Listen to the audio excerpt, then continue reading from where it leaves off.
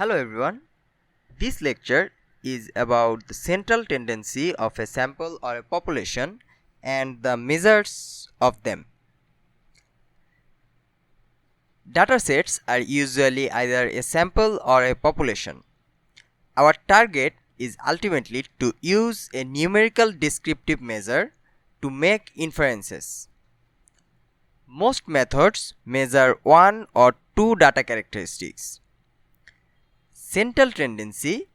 This measures the extent to which all the values are grouped around a typical or central value. That is, we take a population which is scattered around a line, and the central tendency measures that how much the values are grouped around a central value. That is, for example, this one is the central value, and how are the concentration. The variation or dispersion, this measures the amount of dispersion or scattering. That is, you can see here that around the central value this is a condensed condition, but the far away from central value, how far we go, the values are scattered more. This thing is numerically measured using variation or dispersion. In most datasets, that is population or sample, the values show a distinct tendency to group or cluster around a central point, which I discussed already. This tendency of clustering the values around the center of the series is usually called central tendency. The numerical measure of this tendency of concentration is variously known as the measure of central tendency, the measure of location, the measure of average. Why do we need central tendency? They give us an idea about the concentration of the values in the central part of the distribution. It is the value of the variable which is typical of the whole set. It represents all relevant information contained in the data in as few numbers as possible. Central tendencies give precise information, not information of a vague general type.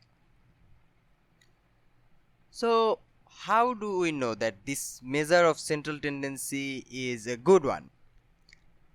Firstly, it should be easy to understand, then it should be easy to calculate, it should be based upon all observations, it should be rigidly defined, that is, it do not fluctuate from sample to sample or population to population.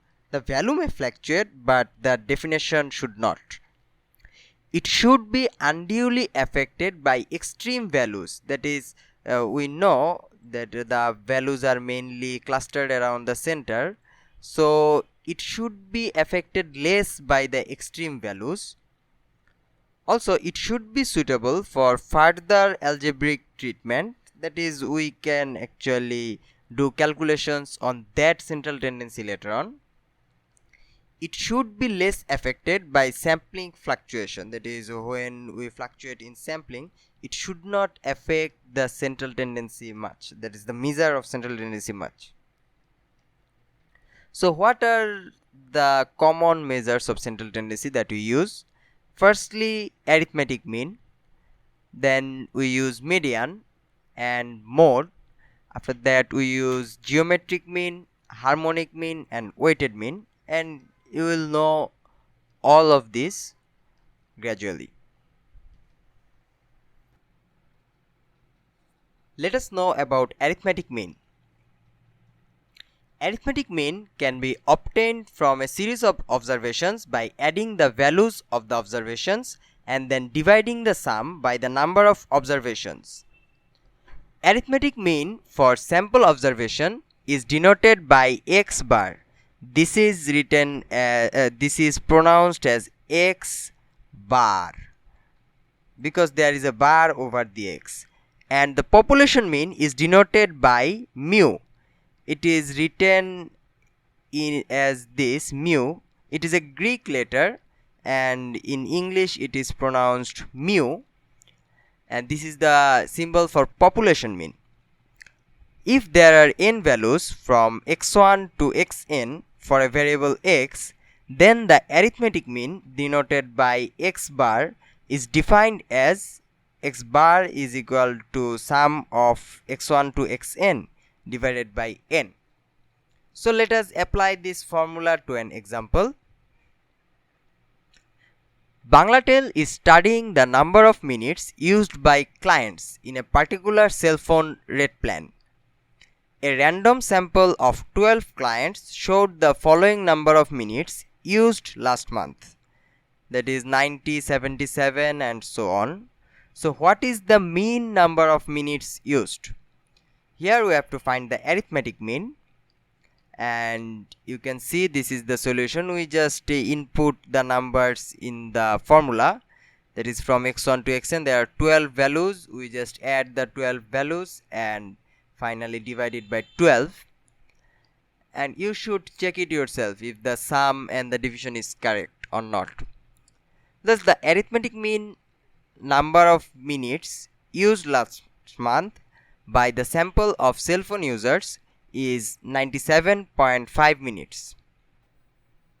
That was an example of ungrouped data. Now for a grouped data, let us consider the following table, that is the values are from x1 up to xk with corresponding frequencies f1 up to fk, such that the sum of the frequencies add is n. And then the arithmetic mean denoted by x bar is defined as x bar is equal to f1 x1 plus f2 x2 and up to fk xk, and divided by the sum of f, that is n.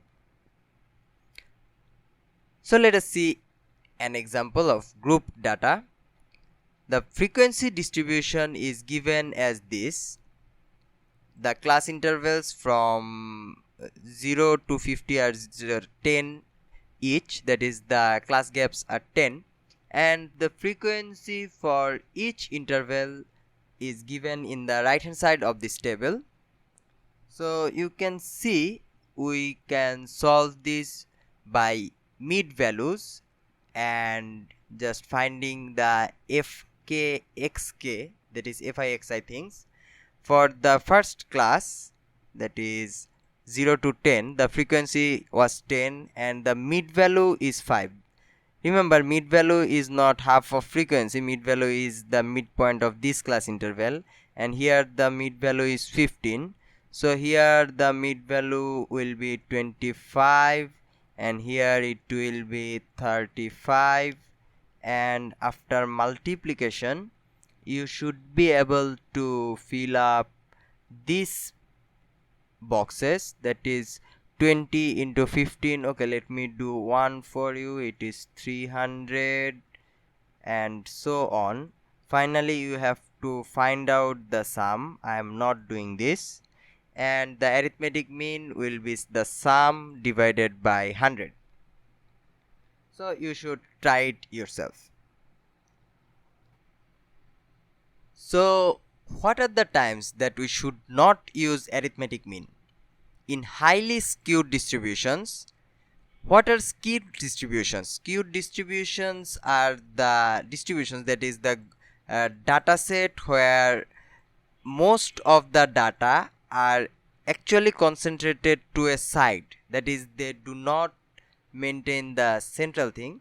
For example, let most of your class gets high mark in, that is high amount of A, that is most of your people get A, so the mark is highest here, and after that the low marks are very low. For this reason you can see that most of the data are concentrated in the right side, that is this is A and this is B, this is C and so on. So you can see that for highly the average will be somewhere close to A, but this do not give the image that others might have got less.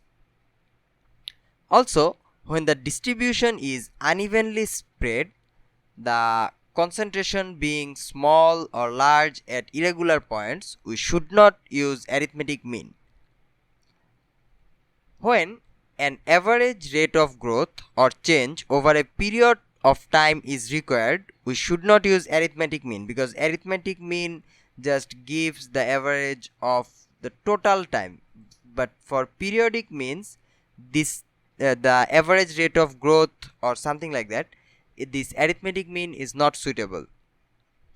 When observations are from geometric progression, then arithmetic mean does not work.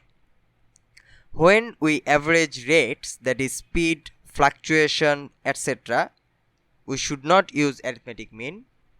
And when there are very large and very small values of observation are there, so we know that there are other measures of central tendency. So when these problems arise, we will just use those measures and complete our inference.